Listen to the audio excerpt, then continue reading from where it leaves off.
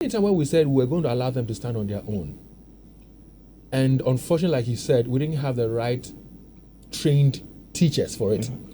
Not even that. You see, beyond that, we were expecting that when you finish the JHS, SHS, you are going with that speciality.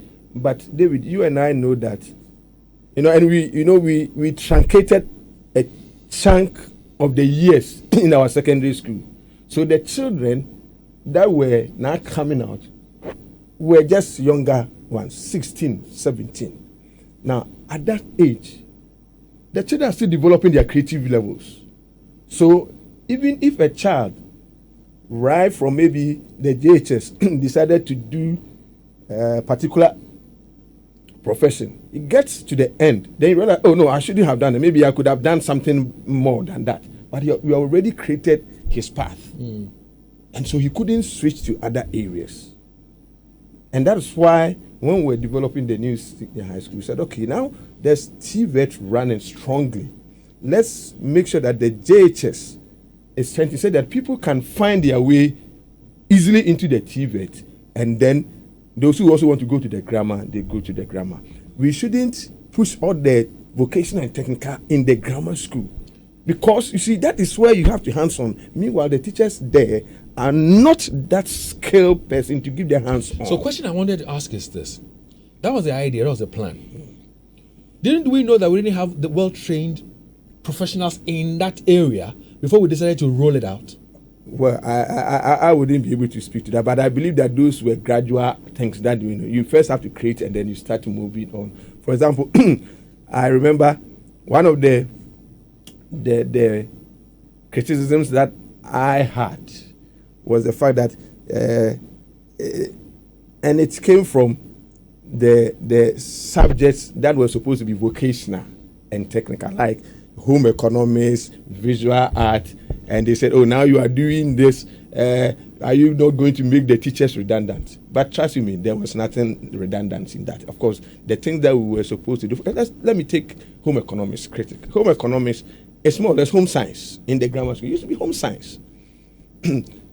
But during that dispensation, it became vocational subjects, the home economics, where they brought the clothing and textiles, food and nutrition, and those things.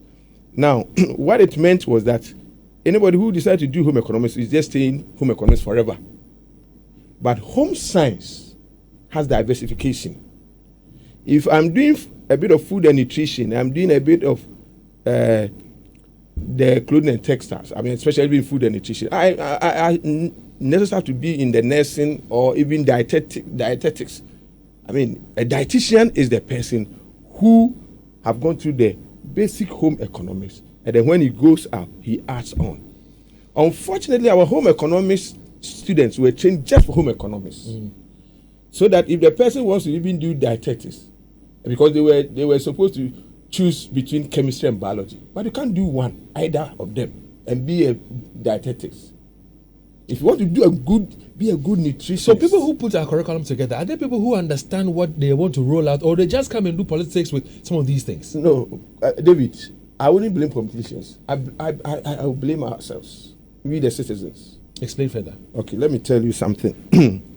I was telling you the fact that even when we were developing the home economics, we said that now we have TVET services.